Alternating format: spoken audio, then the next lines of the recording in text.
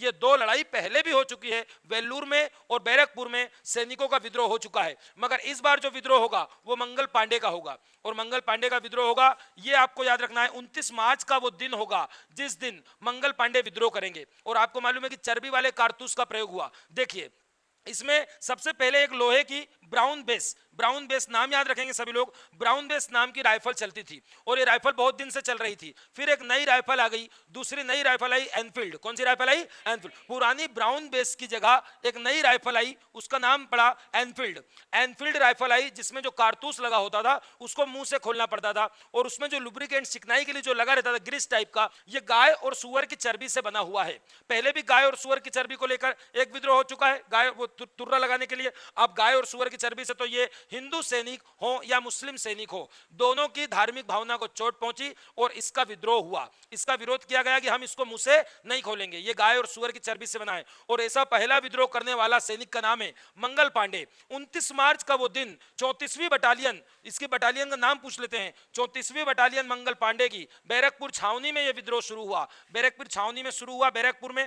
और याद रखेंगे कि मंगल पांडे ने इसका विद्रोह किया। सामने खड़े ऑफिसर, एक है lieutenant Bagh and second is sergeant. Lieutenant Bagh और सार्जेंट, इन पर मंगल पांडे ने विरोध स्वरूप गोली चलाई, जिसमें लेफ्टिनेंट बाग की डेथ हो गई, लेफ्टिनेंट बाग की मृत्यु हो गई, डेथ हो गई। और सार्जेंट बाद में बच गया, गोली उन पर भी चली थी। और उसी समय मंगल पांडे को पकड़ लिया गया, गिरफ्तार कर दिया गया इस सैनिक को। और इस सैनिक को कुछ ही दिनों में, देखना आप डेट, सारी डेट इंपॉर्टेंट है बेटा, जितनी भी लिखेंगे, ठीक है।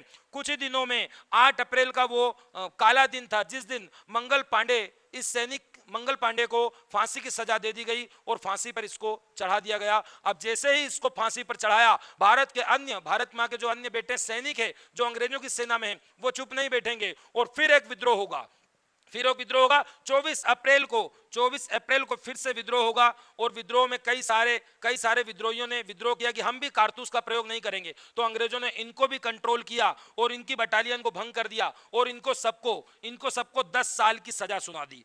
10 साल की सजा सुना दी। ये दोबारा विद्रोह हुआ। पहले 29 मार्च को मंगल पांडे ने किया, उनको 8 अप्रैल को फांसी मिली। 24 अप्रैल को फिर से मेरठ में विद्रोह हुआ। ये लिख दिया, मेरठ में फिर से विद्रोह हुआ और मेरठ के सैनिकों को पकड़कर अंग्रेजों ने जेल में बंद कर दिया और 10 साल की सजा सुना दी। फिर इसके बाद 10 मई का दिन आया। यह तारीख सबको याद रखना है, अप्रैल के बाद मई का दिन। 10 मई से इस विद्रोह की शुरुआत मानी जाती है। और 10 मई की शाम को विद्रोहियों ने क्या किया? विद्रोहियों ने एक साथ इस कारतूस का प्रयोग करने के लिए मना कर दिया और एक साथ हमारे जितने भाइयों को बंद किया था उन सब जेल के ताले तोड़ दिए और उन सबको जेल से बाहर निकाल लिया और भारत में अंग्रेजों के खिलाफ ऐलान कर दिया। और ये आपको याद रखना है, 10 मई से विद्रोह की बिगिनिंग मानी जाएगी। आपसे एमपीपीएससी में पूछेगा विद्रोह की शुरुआत किस तारीख से मानी जाएगी, आप बोलेंगे 10 मई। कोई इसको मत लगाना, ये मंगल पांडे की डेट याद रखेंगे। 29 मार्च, 8 अप्रैल फांसी। ये 10 मई को विद्रोह की शुरुआत हुई और सभी कैदियों को छुड़ा लिया गया और सब सैनिक इकट्ठे हो गए और जत्था बनाकर निकल पड़े रात को ही। कहां की तरफ? दिल्ली की तरफ। क्योंकि उस समय भारत में, अभी मैंने बताया, परवर्ती मुगल बादशाह हैं, पोस्ट मुगलाज, और पोस्ट मुगलाज में एक राजा बैठे हैं, बहादुर शाह जफर। कौन बैठे हैं?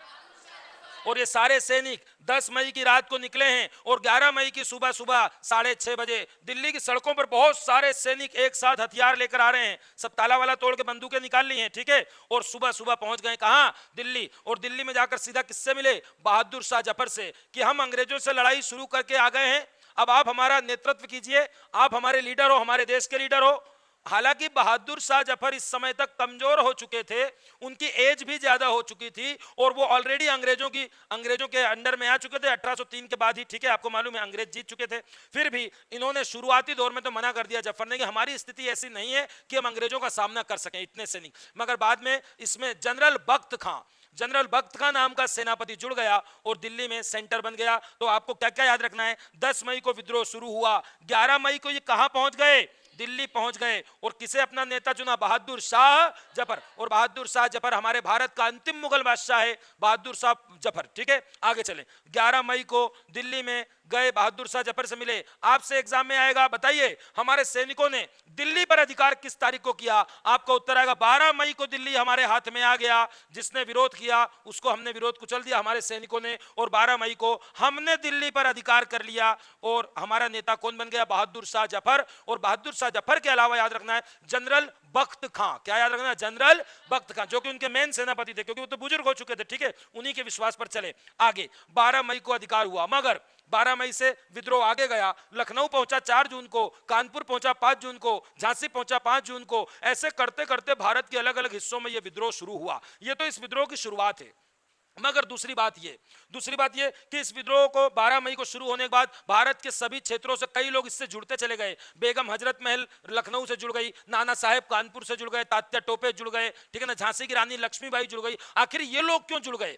यदि ये सैनिक विद्रोह था, चर्बी वाले कारतूस के लिए विद्रोह था, यदि ये चर्बी वाले कारतूस के लिए विद्रोह था, तो ये सिर्फ किसका विद्रोह था? सैनिकों का था, ठीक है ना, जो आर्मी में है। मगर इसमें तो आम जनता भी जुड़ी है, भारत के राजा रजवाड़े भी जुड़ गए हैं, ठीक है ना, आम व्यक्ति भी जुड़ा। मतलब ये कि इस विद्रोह में कई लोग साथ देंगे। इसलिए आप सबसे पहले तो याद रखेंगे कि ये सैनिक विद्रोह की तरह शुरू हुआ है, मगर सैनिक रिवोल्ट की तरह समाप्त नहीं हुआ। शुरुआती दौर में मैं बोल सकता हूं इसका प्रारूप, इसका स्वरूप कैसा था? सैनिक था, आर्मी का रिवोल्ट था। मगर एंड में जाके मैं बोलूंगा लगभग ऑल इंडिया लेवल नहीं बना, फिर भी लगभग समाज के कई क्लास के लोग इससे जुड़ना शुरू हुए। तो देखिए 12 मई पे आपने दिल्ली का अधिकार, मगर आपको ध्यान रखना है लखनऊ, कानपुर, इन सब के अलावा आज आपको क्या पढ़ना है? आज आपको पढ़ना है कि क्या सिर्फ इतने कारण से, क्या सिर्फ चर्बी वाले कारतूस के कारण इतना बड़ा विद्रोह हो भी गया, जिसको आप बोल रहे हैं भारतीय स्वतंत्रता की पहली लड़ाई, और उसमें सब जुड़ गए? नहीं, इसके पीछे बहुत सारे रीजन है, इसके पीछे बहुत सारे कारण हैं। कई कारण जो पिछले सालों से वो बनते जा रहे थे, बारूद के रूप में हमारे ऊपर इकट्ठे होते जा रहे थे। ये जो चर्बी वाला कारतूस आया, इसने उसमें चिंगारी दे दी, और चिंगारी देकर एक ऐसा काम कर दिया कि बड़ा विस्फोट हुआ। तो ऐसे क्या कारण थे? आपको थोड़ा सा पिछले बैक में जाएंगे तो आपको इसके रीजन मिलेंगे। आपसे पूछता है इसका तात्कालिक कारण क्या था, इमीडिएट उस समय क्या हुआ था, तो आप बोलेंगे चर्बी वाले कारतूस, ब्राउन बेस, पुरानी राइफल, नई राइफल, एनफील्ड। मगर आपसे कोई मेंस में क्वेश्चन करता है एमपीपीएससी में, पिछली बार आ चुका 2-3 साल पहले, ठीक है, कि इसके कारण लिखे, तो आप फिर ऐसा बोलेंगे इसके कुछ पॉलिटिकल कारण थे, पहले से बन रहे थे, इसके कुछ सोशल या रिलीजियस कारण, सामाजिक और धार्मिक कारण बन रहे थे, कुछ इकोनॉमिकल कारण थे, कुछ सैनिक कारण थे। सैनिकों के भी अपने कारण थे, सिर्फ चर्बी वाले कारतूस के लिए नहीं। इसके पहले सैनिक भी बहुत सारी चीजों को लेकर परेशान थे। आखिर किसको क्या परेशानी थी, इसको समझने के लिए आपको देखना है 1857 की क्रांति के कारण। पॉलिटिकल कारण में क्या क्या है, सिर्फ नॉलेज के लिए सुनेंगे, ठीक है, काम आएगा। देखिए इस समय भारत में कौन थे? बहादुर शाह जफर। दिल्ली में कौन था? बहादुर शाह जफर। और इस समय एक बात ध्यान रखेंगे, इस समय गवर्नर जनरल, ये जो लड़ाई हुई है जोरदार, इस समय गवर्नर जनरल है लॉर्ड कैनिंग। कौन है? Lord Canning. अब कैनिंग की हरकतें देखना, क्या क्या कैनिंग करेगा। पहले 2 आदमी का नाम हमेशा याद रखना, एक है डलहौजी, लॉर्ड डलहौजी, कल परसों बताया था, ट्रेन चलाकर गए थे लॉर्ड डलहौजी। और ये 1857 के समय है लॉर्ड कैनिंग। कौन है? Lord Canning. बेटा देखिए लॉर्ड कैनिंग के कारण, लॉर्ड डलहौजी के कारण क्या क्या पॉलिटिकल रीजन मिलते हैं आपको। पहला तो ये कि बहादुर शाह जफर भारत का राजा था, आज भी भारत का राजा था, भले वो सिंबॉलिक था, सांकेतिक रूप में था। अंग्रेजों के पास शक्तियां तो आई गई थी पहले से ही, है ना, इलाहाबाद की संधि के बाद, मगर फिर भी आप बोलेंगे कि बहादुर शाह जफर को भारतीय जनता अपना राष्ट्रीय प्रतीक मानती थी। और क्या हुआ, इसको आदेश दे दिया गया कि एक काम करो, तुम लाल किला खाली कर दो। अब भारत का जो बादशाह है परवर्ती मुगल, ये लाल किले पर नहीं बैठेगा। लाल किला खाली करने के आदेश मिल गए इसको। ये जब इसको लाल किला खाली करने का आदेश मिला तो भारतीय जनता को अच्छा नहीं लगा कि हमारे राजा को वहां से गद्दी से हटा रहे हैं, हमारे भारत का वो बादशाह है। दूसरा, सिक्कों पर इसके नाम चलते थे, सिक्कों पर इसके नाम हटवा दिए गए। अंग्रेजों का आदेश आ गया कि सिक्के पर अब तुम्हारे नाम नहीं चलेंगे, क्वाइंस पर, ठीक है। दूसरा, तुम अब अपना उत्तराधिकारी, जो अगला तुम्हारा वंशज होगा, उसको भी अपॉइंट करने का अधिकार तुम्हारे पास नहीं है। मतलब आप बोलेंगे बहादुर शाह जफर को लाल किला खाली करने का आदेश दिया, उनके सिक्कों पे से नाम हटवाए, ठीक है ना, और उनके कई अधिकार छीने। इस प्रकार क्या किया उन्होंने? अपमान किया इनका। और इनका अपमान जो हुआ, इसे भारत की जनता ने अपना अपमान समझ लिया, और जनता भी इससे नाराज हुई कि हमारे भारत के जो राष्ट्रपति के रूप में बहादुर शाह जफर जो बादशाह हैं, उन्हें अंग्रेजों ने बहुत अपमानित किया है। पहला तो यह कारण बन गया। दूसरा कारण क्या बना? दूसरा कारण, एक गवर्नर जनरल, सबसे important, Lord Dalhousie. Lord Dalhousie, देखते जाना बेटा, लॉर्ड डलहौजी का नाम में क्या क्या लगाऊंगा। डलहौजी बहुत इंपॉर्टेंट गवर्नर जनरल है, मेंस में आता है पूरा एनालिसिस करने को कि इसने क्या किया, इसका पॉजिटिव नेगेटिव इंपैक्ट बताइए, ठीक है। देखिए लॉर्ड डलहौजी, बेटा ध्यान रखेंगे, लॉर्ड डलहौजी का एक प्रिंसिपल है डॉक्ट्रिन ऑफ लैप्स। बोलिए, डॉक्ट्रिन ऑफ लैप्स। ये एक नया प्रिंसिपल लेके आया, यदि राजा की संतान नहीं है, यदि राजा की कोई संतान नहीं है तो दूसरे के बच्चे को गोद नहीं लेना है। गोद लेने की प्रथा पर प्रतिबंध लगा दिया, रेस्ट्रिक्शंस लगा दिए गए। तो भैया ये राजा है, अब राजा का कोई संतान नहीं है तो अगला राजा कौन बनेगा इनके मरने के बाद? तो डलहौजी क्या करेगा? डलहौजी उसको अंग्रेजी ब्रिटिश साम्राज्य में मिला लेगा। तो डलहौजी ने एक प्रिंसिपल दिया है, डॉक्ट्रिन ऑफ लैप्स। और डॉक्ट्रिन ऑफ लैप्स का जो प्रिंसिपल है, इसके अकॉर्डिंग डलहौजी ने कई सारे एरियाज को मिला लिए। जैसे आपसे पूछता है सतारा महाराष्ट्र में, सतारा, बघाट, उदयपुर, जेतपुर, नागपुर, झांसी, ऐसे कई क्षेत्र में अगले टॉपिक में पढ़ाऊंगा जब ये पढ़ाऊंगा। अभी तो सिर्फ नॉलेज में रखेंगे कि डॉक्ट्रिन ऑफ लैप्स के कारण डलहौजी ने कई सारे भारतीय राज्यों को जिनकी संतानें नहीं थी उनको अंग्रेजी साम्राज्य में मिला लिया। ये हो गया डॉक्ट्रिन की नीति और डलहौजी की पॉलिसी और ये बहादुर शाह जफर का अपमान। आगे देखिए, तीसरा कारण आप दे सकते हैं, एक बहुत अच्छी बात आपको याद रखना है, अवध के साथ एक गड़बड़ी हुई है, जरा ध्यान देना मेरी बात पे। अवध के साथ, अवध इस समय बहुत इंपॉर्टेंट प्रांत था, ध्यान देना, आपको कहां कहां से क्वेश्चन आएगा। अवध का नवाब इस समय था वाजिद अली शाह, बोलिए कौन था? वाजिद अली शाह। और आपने स्कूल में मुंशी प्रेमचंद्र का एक उपन्यास पढ़ा है, शतरंज के खिलाड़ी, क्या नाम है उसका? शतरंज के। क्वेश्चन आता है कि मुंशी प्रेमचंद्र के उपन्यास शतरंज के खिलाड़ी में अवध के किस नवाब का उल्लेख किया गया है? वाजिद अली शाह। लिखते चलें, वाजिद अली शाह सर ने बताया, शतरंज के खिलाड़ी सर ने बताया मुंशी प्रेमचंद। अब ये अवध के साथ हुआ क्या, जरा देखिए। अच्छा ये बताइए, अवध में मैंने आपको बताया कि लॉर्ड डलहौजी ने डॉक्ट्रिन ऑफ लैप्स से कई सारे एरिया मर्ज किए। अवध में कुछ और ही रीजन बन गया। क्या हुआ? अवध में एक कमीशन बैठा दिया गया है ना, आउटरम कमीशन की रिपोर्ट आई कि अवध का जो प्रशासन है, अवध का जो एडमिनिस्ट्रेशन है वो प्रॉपर नहीं चल रहा है। ये जो वाजिद अली शाह है ना, ये अवध का प्रॉपर एडमिनिस्ट्रेशन नहीं चला पा रहा है। और जब एडमिनिस्ट्रेशन अच्छा ना चले तो उसको इंग्लिश में बोलते हैं माल एडमिनिस्ट्रेशन, और हिंदी वाले बोलते हैं कुप्रशासन। क्या बोलते हैं? अरे जब भी कु लग जाए मतलब बुरा प्रशासन को क्या बोलेंगे? कुप्रशासन। कर्म का उल्टा क्या होता है? सत्कर्म को बोलते हैं ना कुकर्म। क्या बोलते हैं?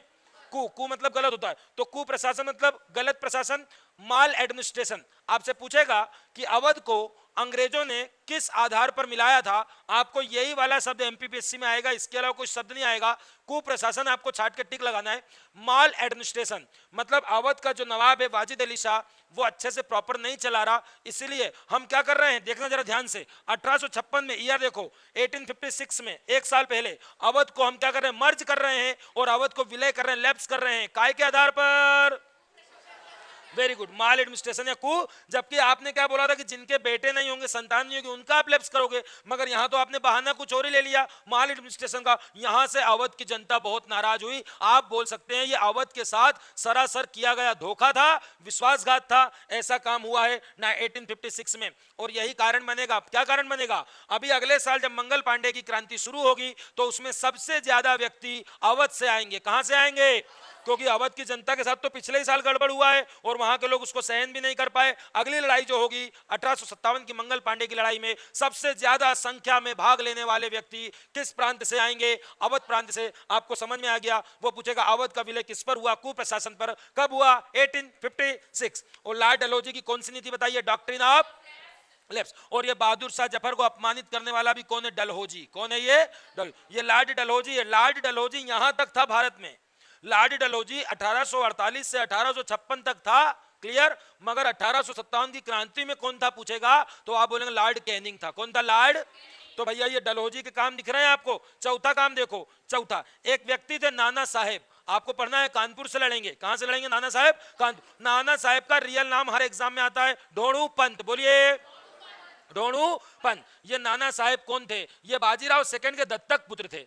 दत्तक पुत्र, ठीक है ना, रियल के पुत्र नहीं थे, दत्तक पुत्र थे। बाजीराव सेकंड के दत्तक पुत्र नाना साहेब। इनको वहां की पेंशन मिलती थी और अंग्रेजों ने क्या करा? अंग्रेजों ने नाना साहेब की पेंशन बंद कर दी। नाना साहेब की पेंशन बंद करा दी, जिससे इधर से भी एक विरोध हुआ, ठीक है ना। तो अंग्रेजों के सब पॉलिटिकल रीजन से कि इन्होंने हमारे बादशाह का अपमान किया, इन्होंने कई सारे। अब ये जितने आप देख रहे हैं कि डॉक्ट्रिन ऑफ लैप्स से जाएंगे, ये सब उठेंगे। जैसे झांसी की रानी अपने लक्ष्मीबाई अपने बेटे को गद्दी दिलाने के लिए लड़ी, अंग्रेज नहीं माने तो वो भी साथ देंगी। मतलब जितने पॉलिटिकल लीडर थे, रीजनल जो क्षेत्रीय नेता थे, क्षेत्रीय लीडर थे, वो सब पहले से हताश थे अंग्रेजों की पॉलिटिकल पॉलिसी से, और जैसे रिवोल्ट होगा ये लोग भी बढ़ चढ़कर साथ देंगे, झांसी से, लखनऊ से, कानपुर से, ठीक है ना। ऐसे बेगम हजरत महल है, ये लखनऊ से हैं, कानपुर से कौन थे, नाना साहब। तो ये हो गया इसका पॉलिटिकल रीजन। कैसा रीजन हो गया ये, राजनीतिक कारण। अब दूसरा कारण देखिए, दूसरा कारण आपको बताएंगे सोशल।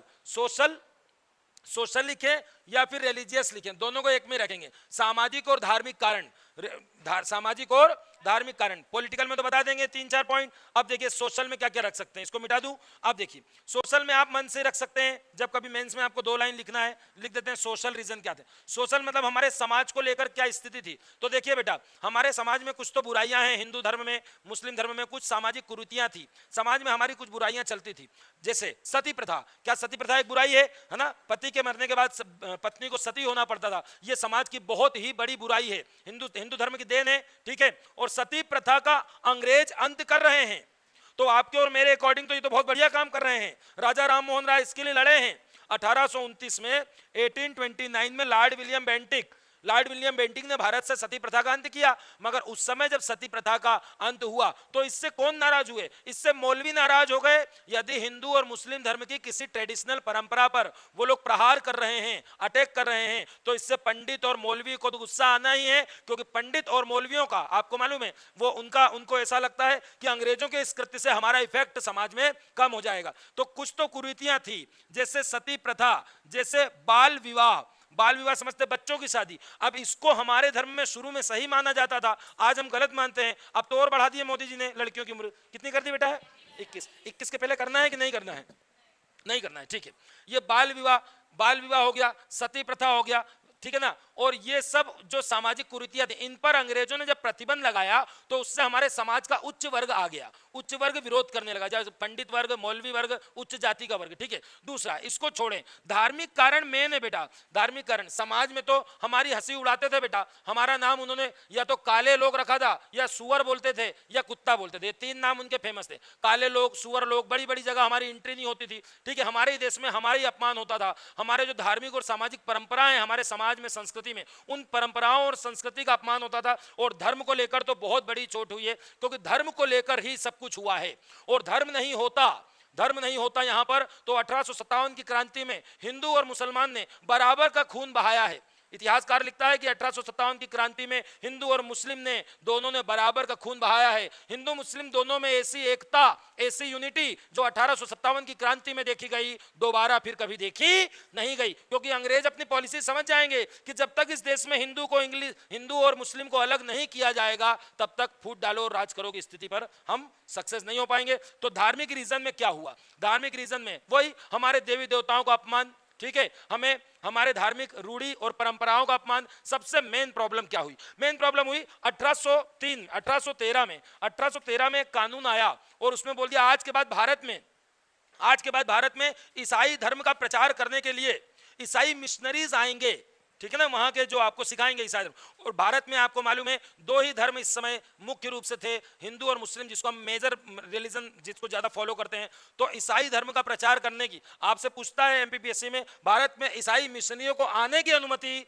किस चार्टर एक्ट से मिली थी, 1813। और ईसाई मिशनरी आते थे और हम लोगों को, हिंदू और मुस्लिम को, किस धर्म में कन्वर्ट करते थे, ईसाई। क्योंकि अंग्रेज स्वयं बोलते थे कि भारत में आने का हमारा फाइनल उद्देश्य है पूरे भारतीयों को ईसाई बनाना, हर मुस्लिम और हर हिंदू को ईसाई बनाना उनका उद्देश्य था। ऐसा एक अंग्रेज अधिकारी एडवर्ड ने बोला है, ठीक है ना, कि हमारा अंतिम उद्देश्य यही था, हम पूरे भारत को कैसा बना दे, ईसाई। और ये जबरदस्ती ईसाई धर्म बनाने की जो कला है, ये कला इन्होंने, ये बुरी कला, ये पुर्तगालियों से सीखी है। किससे सीखी है, पुर्तगालियों ने बोला था कि तलवार के दम पे ईसाई धर्म का प्रचार किया जाएगा, यदि भारत में बहुत लंबे समय तक रहना है तो यहां पर धार्मिक रूप से मजबूत होना पड़ेगा। तो इन्होंने ईसाई धर्म का प्रचार कहां कहां नहीं किया। देखिए हमारे देश में तो मिशनरी आने लगे। दूसरी बात, एजुकेशन सेंटर, स्कूल, कॉलेज, इनमें भी ईसाई धर्म के लेक्चर लगने लगे कि आप लोग हिंदू मुस्लिम धर्म से किधर कन्वर्ट होइए, ईसाई धर्म में कन्वर्ट होइए। तो आप बोल सकते हैं शिक्षण संस्थाओं में भी ईसाई धर्म के लेक्चर। चलो शिक्षण संस्था भी समझ में आता है। इसके बाद और बात करें, एक जेल का एक व्यक्ति लिखता है कि जेल में प्रतिदिन ईसाई टीचर आते थे और ईसाई धर्म की जानकारी देते थे। जो जेल में लोग बंद है तो ये जेल में भी यहाँ पर धर्म की शिक्षा दी गई। अब जेल तक भी ठीक है। अब बात आई आर्मी में। जब आर्मी में धर्म आया तो फिर किसी को सहन नहीं हुआ, क्योंकि आर्मी में समय समय पर ईसाई मिशनरी आते थे और सैनिकों को क्या बोलते थे कि आप लोग जो भी हिंदू और मुस्लिम धर्म से ईसाई कन्वर्ट करेगा उसकी ज्यादा समय पर पदोन्नति होगी, उसका सैलरी ज्यादा होगा, मतलब उसके साथ काफी सुख सुविधाएं होंगी, और जो हिंदू मुस्लिम धर्म पर कट्टरता दिखाकर अड़ा रहेगा उसकी ज्यादा प्रमोशन नहीं होगा, वो नीचे पद पर रहेगा। इसी कारण क्या हुआ, सबसे ज्यादा सैनिक इसके कारण नाराज हुए कि हमारी सेना में धर्म का क्या काम है, हमारे हिंदू और मुस्लिम धर्म पर अटैक क्यों किया जा रहा है, हमें ईसाई मिशनरियों से शिक्षा क्यों दिलाई जा रही है। और दूसरी बात, यहीं से धर्म से रिलेटेड सैनिक कारण बनना चालू हो जाएंगे, क्योंकि सैनिक कारण कैसे बनेंगे, सैनिक पहले से क्यों परेशान थे, मैंने बता दिया, सैनिकों की सैलरी कम थी बेटा। जिस समय भारत में सेना की बात कर रहा हूं 5 और 1 का रेशो था, यदि 5 इंडिया का बंदा है तो 1 अंग्रेज का बंदा था सेना में, जो हमारे देश में थी। मतलब उस समय जो जॉब मिलती थी वो मैक्सिमम लड़कों को सैनिक की जॉब मिलती थी, तो सब लोग उसमें चले जाते थे, ठीक है, आर्मी में। और क्या होता था, वो सैलरी टाइम पर नहीं देते थे, सैलरी हमें कम देते थे, प्रमोशन नहीं देते थे। जो सैनिक ईसाई धर्म में कन्वर्ट हो जाएगा, जो सैनिक ईसाई धर्म में कन्वर्ट हो जाएगा उसको वो सैलरी दे देते थे समय पे या प्रोन्नति, उसको बड़ा अधिकारी बनाते थे। तो ऐसे करके सैनिकों में पहले ही मन में बहुत वो था कि हमें धार्मिक रूप से क्यों ऐसा किया जा रहा है, तो सैनिक कारण ऐसे ही बने। और जो सैनिक ईमानदारी से काम करते उनका घर भी नहीं चल पाता था उनकी सैलरी से। मतलब मूल रूप से वो सैनिक भी थे, काम भी करते थे, वर्दी तो पहनते थे, मगर घर आके अपने माता पिता और बच्चों को पालने के लिए उनको किसानी करना पड़ती थी, वो किसान भी थे। तो उस समय एक टर्म बोली जाती है कि वास्तव में वो सैनिक नहीं, वो तो वर्दी वाले किसान थे। वो क्या थे, वर्दी वाले किसान, क्योंकि सैनिक की जॉब के साथ साथ भी उनको एग्रीकल्चर कार्यों में अपना आजीविका चलाने के लिए समय देना पड़ता था। 1856 में एक आर्मी एक्ट लाया लॉर्ड कैनिंग, और लॉर्ड कैनिंग ने बोला कि आज के बाद आप सब हिंदुस्तान के सैनिक जो भी सेना में हैं, आपको हमसे लड़ने के लिए दुनिया में कहीं भी चलना पड़ेगा, जहां पर सेना की जरूरत होगी आपको चलना पड़ेगा, और आप इस बात से इनकार नहीं कर सकते। दूसरी बात हमने बताया, हिंदू और मुस्लिम धर्म इतना नादान, इतना मासूमियत लिए हुआ था कि समुद्र यात्रा उसमें वर्जित मानी गई थी, कि समुद्र यात्रा करने से आपका धर्म भ्रष्ट हो जाएगा। तो लोगों ने इसको अपना विरोध समझा और इसके कारण भी बहुत प्रॉब्लम हुई। ये था आर्मी एक्ट जो समुद्र की यात्रा करवाता है। एक और एक्ट आया था, उसका एक था भारतीय डाकघर संशोधन, post office amendment act. Post office में क्या होता था, जो आप सैनिकों की चिट्ठी विट्ठी आती है वो पहले निःशुल्क होता था। अंग्रेजों ने बोला आज के बाद तुमको पोस्ट ऑफिस की फ्री सुविधा उपलब्ध नहीं होगी, आज के बाद ये पोस्ट ऑफिस की फ्री फैसिलिटी भी आपसे छीनी जाती है। तो ये डाकघर अधिनियम जो आया और ये जो आर्मी एक्ट आया, इन दोनों से भी सैनिकों को बहुत ज्यादा प्रॉब्लम हुई है, बहुत ज्यादा प्रॉब्लम हुई। इसीलिए जब चर्बी वाले कारतूस आए तो सारे सैनिकों ने एक साथ धावा बोल दिया और भारत की आज़ादी की लड़ाई शुरू हो गई। पहली लड़ाई आज़ादी की आप इसको मानते हैं, मगर जिस गति से ये शुरू हुई है उसी ब्रिटिश प्रहार से इसे समाप्त कर दिया गया, इसे कुचल दिया गया। और महज 2-3 महीनों में 20 सितंबर 1857 के दिन अंग्रेजों ने दिल्ली पर वापस से अधिकार कर लिया, और हमारे कई सारे क्रांतिकारी, लक्ष्मीबाई जैसी वीरांगना इस आज़ादी की इस पहली लड़ाई में शहीद भी हुई हैं, वीर गति को प्राप्त भी हुई। आपको याद रखना है। अब ये मैंने दिया समाज का कारण कि आपकी धार्मिक सामाजिक परंपराओं पर रोक लगाते थे। धर्म का कारण दे दिया, ईसाई मिशनरी स्कूल में आते थे, जेल में आते थे, सेना में आते थे, हमारे धर्म का मजाक उड़ाते थे। ये हमारा सोशल और इकोनॉमिकल हो गया, और ये वाला हमारा हो गया सैनिक कारण। सैनिक में बता देंगे, सैनिक पहले से परेशान थे, ठीक है ना, ईसाई धर्म को लेकर। और दूसरा बचता है इकोनॉमिक कारण। तो इकोनॉमिक कारण कोई विशेष नहीं, मन से लिख सकते हो। इकोनॉमिक मतलब आर्थिक कारण। आर्थिक कारण आपको याद होगा, बक्सर की लड़ाई 1764 में हुई। अगले साल इलाहाबाद की संधि कब हुई थी, 1700, अभी पढ़ा है मैंने, 1765 में इलाहाबाद की संधि हुई, और यहां से उनके टैक्सेशन सिस्टम चालू हुए, चाहे वो परमानेंट सेटलमेंट हो, चाहे वो रैयतवाड़ी हो, चाहे वो महालवाड़ी हो। नाना प्रकार से अंग्रेज हम पर टैक्स लगाते थे, बहुत जोरदार टैक्स लगाते थे। किसान कर्जे में चला जाता था, कभी जमीन पे सूखा पड़ता था, कभी अकाल पड़ता था, फिर भी उनकी टैक्स कम करने की इच्छा नहीं होती थी, और वो ज्यादा टैक्स लगाते थे तो किसान को कर्जा लेना पड़ता था। किसान कर्जा लेने महाजन करने जाता था, सूदखोर खाने कि लाओ ब्याज पे पैसा दो, और वो उसको पैसा देता था। और न्यायालय में जो मजिस्ट्रेट बैठे अंग्रेजों के, वो न्यायालय, कोर्ट और महाजन सब मिलकर उस किसान को मजबूर करते थे कि उसके हाथ से जमीन चली जाए। इस प्रकार उनकी टैक्स व्यवस्था को लेकर, उनके टैक्स सिस्टम को लेकर भारत का किसान परेशान था, और वो इस बात का इंतजार कर रहा था कि जब कोई ऐसा अवसर मिलेगा हम देश के लिए अंग्रेजों के विरुद्ध लड़ाई करेंगे। हमारे छोटे छोटे जो उद्योग थे, जिसको आप टिन्नी इंडस्ट्री बोलते हो, लघु उद्योग, वो सब अंग्रेजों ने नष्ट कर दिए थे। छोटे उद्योगपति भी नाराज थे, किसान भी नाराज थे, भारत को कर्जे में डालते गए, भारत के पैसे को इंग्लैंड ले गए। ऐसा दादा भाई नौरोजी ने बताया है। दादा भाई नौरोजी ने अपनी किताब में बताया था, ड्रेन थ्योरी दी थी, धन का निर्गमन सिद्धांत। और दादा भाई नौरोजी ने बताया था कि ब्रिटिश जो साम्राज्य एम्पायर है वो भारतीय गंगा जल का पानी कहां ले जा रहे हैं, गंगा नदी का टेम्स नदी में ले जा रहे हैं। मतलब किसी भी तरीके से भारतीय संपत्ति, भारतीय पैसे को अपने देश में ले जा रहे हैं। तो कई सारे इकोनॉमिकल रीजन थे, कई सारे सोशल, कई सारे पॉलिटिकल, कई सारे आर्मी के रीजन थे। इन सब रीजन से वो सभी समाज के सभी वर्ग में, चाहे वो महिला हो, किसान हो, उद्योगपति हो, ये राजा रजवाड़े हो, सबके अंदर गुस्सा तो भरा हुआ था। सबको इंतजार था कि कोई एक लड़ाई शुरू हो जाए जिसमें हम भी पार्टिसिपेट करें। और ये लड़ाई किसने शुरू कर दी? मंगल पांडे ने।